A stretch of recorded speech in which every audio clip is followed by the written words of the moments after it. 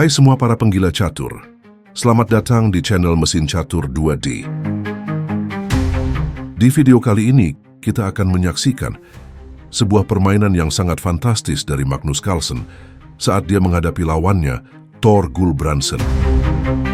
Partai ini terjadi pada tahun 2002, saat Carlsen masih berusia 14 tahun, di Asker, Norwegia.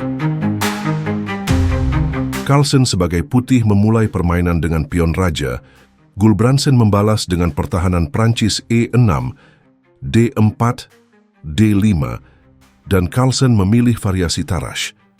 Kuda ditaruh di D2. Lalu kuda F6, pion melewati pion menyerang kuda. Kuda mundur ke D7, dan Magnus mengeluarkan kuda ke F3.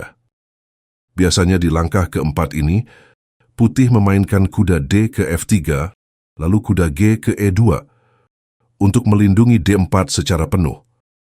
Tapi dalam permainan ini, Magnus memainkan kuda ke F3. Dia akan bermain dengan Korchnoi Gambit, lalu pion C5, pion C3, dan kuda C6.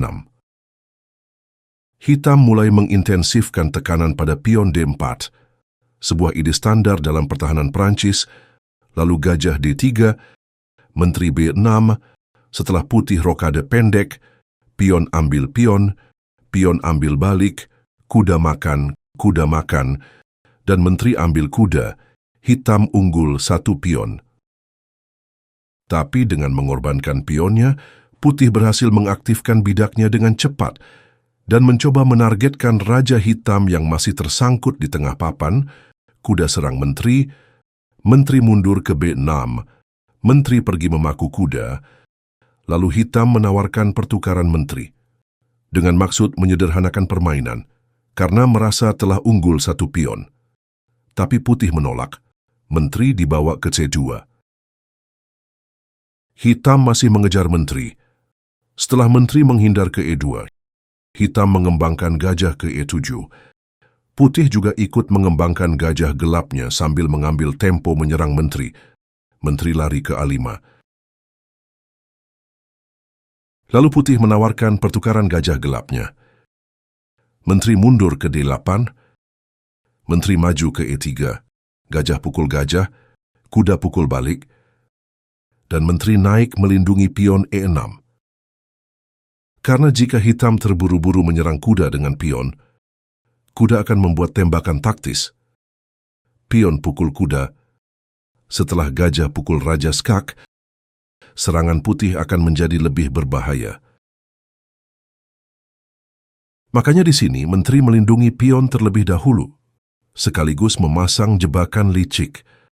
Sebab jika putih mengambil pion yang terlihat gratis dengan kuda, hitam akan menempatkan menterinya di H4, di mana kuda kini menjadi tersandera, karena jika pergi, skakmat akan terjadi. Akan tetapi tentu putih menyadari jebakan licik itu, lalu memilih menggeser benteng ke C1, berbalik membuat jebakan Batman, di mana hitam tidak menyadari hal tersebut, dan kemudian mengusir kuda dengan pion. Sejurus kemudian, di posisi ini Magnus membuat langkah gila. Dia mengorbankan menteri semata wayangnya. Jika benteng berani menerima pengorbanan mewah dari putih, benteng akan pergi memukul gajah ska, memaksa menteri melindungi raja. Setelah benteng makan, hitam akan tertinggal satu perwira.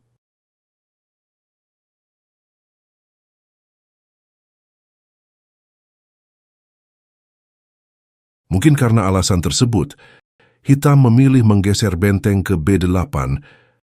Namun Magnus lagi-lagi membuat langkah fantastis.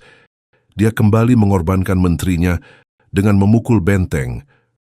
Kuda pukul balik. Benteng hantam gajah skak.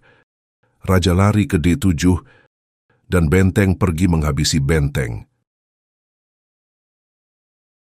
Kemudian kuda pergi menghindari tekanan benteng. Kuda ikut mundur ke F3. Pion serang pion. Gajah serang kuda. Pion ambil pion. Gajah ambil kuda.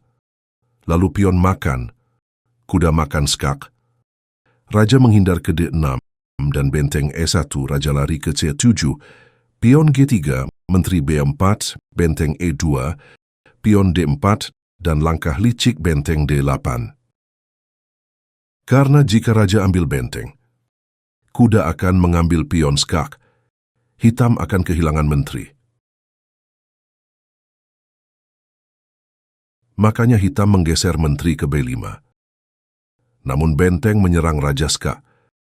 Raja lari ke C8. Benteng serang pion. Pion lindungi pion.